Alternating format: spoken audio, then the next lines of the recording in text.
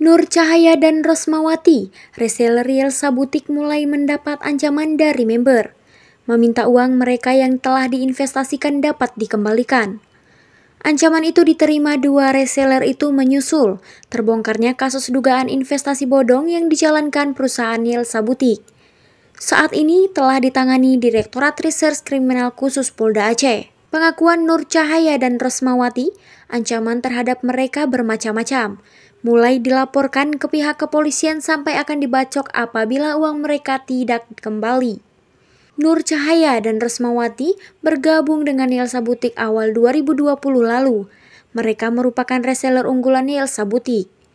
Selama jadi reseller, sudah merekrut 300 hingga 500 orang. Total investasi yang dikumpulkan mencapai 2 miliar sampai 3,5 miliar. Uang tersebut telah disetorkan ke owner Yelza Butik. Saya tidak pernah terpikir di bayangan saya kalau kejadian seperti ini.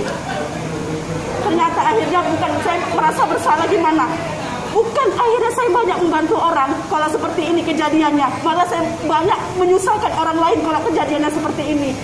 Tapi sekarang saya berjuang gimana caranya uang member-member saya bisa kembali.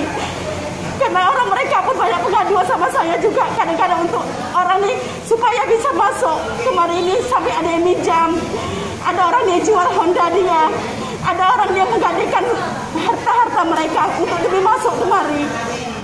Bahkan saya sampai diancam mau dibacok.